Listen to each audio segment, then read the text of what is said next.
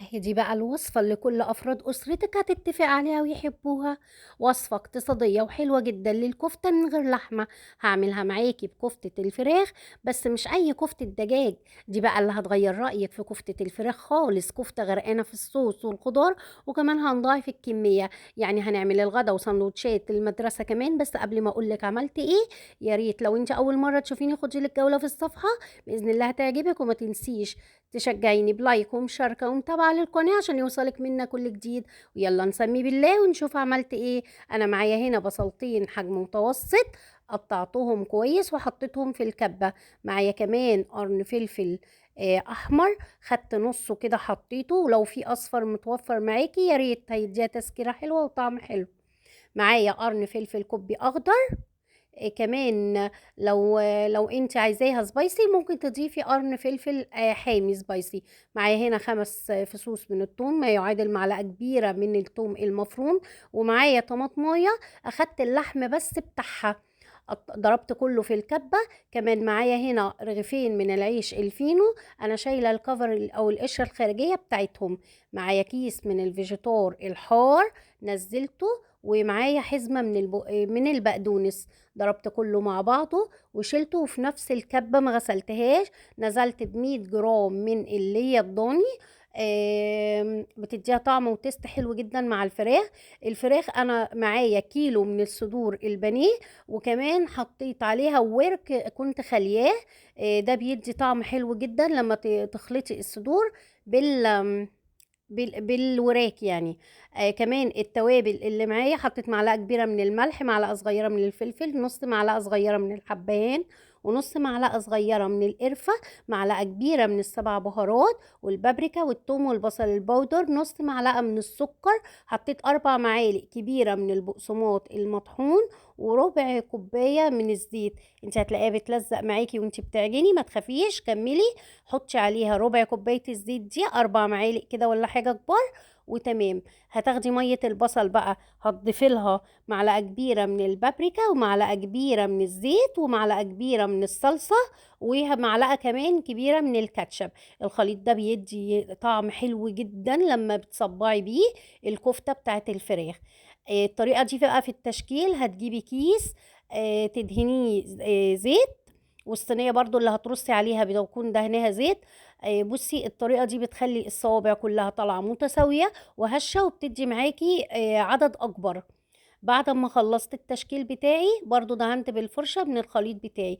هنا بقى ممكن تشكلي ده كده، عملت صينية الغدا. هنا ممكن تشكلي بقى شكل البانيه بتاع الشركات. لو انت حابة اعملي بقى الاشكال اللي ولادك بيحبوها، مربعات الشكل دوت. بعد كده هنغلفهم بالبقسماط. ممكن لو عايزة تعملي شكل البرجر دوت، وبرضو بيتعمل يا اما تشويه كده يا اما بالبقسماط، برضو بيبقى حلو جدا. تمام. شكلي بقى زي ما ولادك يحبوا، وعلى حسب ما انت عايزة تحببيهم. شوفي هما بيحبوا انهي شكل واعمليه. ده كل اللي طالع معايا. والصينية الأولانية، أنا هنا معايا بيضة، حطيت عليها حبة من اللبن ورشة من الملح ورشة من الفلفل، وهضيف عليها بعد كده كوباية من الدقيق. واخلي الخليط عامل زي الكريب كده الخفيف. هنا بقى الخليط بتاع التغطية، معايا كوباية من الدقيق، كوباية من البقسماط المطحون، وكيس من الفيجيتار، وحطيت معلقتين من النشا، وحطيت نفس البهارات اللي كنت حطاها على الفراخ. معايا جريلا على النار، حطيت فيها حبة زيت وحتة من اللية. حمرت بقى البانيه دوت 3/4 تسوية، الكفتة قصدي. وبعدين نزلت عليها، شلتها من كل، يعني حمرتها من كل الجوانب وشلتها، نزلت في مكانها ببصلاية كبيرة متقطعة جوليان، ومعلقة كبيرة من الثوم. وقرن فلفل وبعدين أخضر. نزلت بالطماطم المتقطعة. واديتها حبة مية وسبتها تغلي غلوتين، نزلت تاني بالكفتة وسبتها تتشرب كويس جدا 5 دقايق على نار عالية. وبعد كده وطيت عليها ودهنتها تاني من خليط بتاع مية البصل. هغطي عليها واسيبها تكمل 10 دقايق بالظبط، وهتاكلي احلى كفتة دقتيها في حياتك، غرقانة في الصوص. بجد بجد طعمها مميز جدا. لازم تجربيها. قدمتها مع رز اصفر. طريقته سهلة جدا، كنت عاملاه كذا مرة على الصفحة. بتحطي بس الزيت والسمنة ومعلقة كبيرة من الكركم، وده السريع. ومعلقة كبيرة من مرقة الدجاج أو السبع بهارات، تشمي ريحة البهارات تنزلي بالرز وتكملي طريقته عادي. أنا هنا البيض بقى اتقسم نصين، يعني حبة حبوها جدا مع الرز، وأنا حبيتها قوي قوي بقى مع العيش. بصي الساندوتش ده هتاكليه وتنسي الدنيا بعدها بجد كده. وخدي معاه الصوص بقى وحبة طحينة، تحفة، طعمها تحفة. لاني بجد طريقتي فيها مميزة جدا، سواء في طريقة الخلطة بتاعتها او في طريقة تسويتها، مش هتشوفيها عند حد تاني. الطريقة دي حلوة جدا، يا ريت تجربيها وبإذن الله هتعجبك.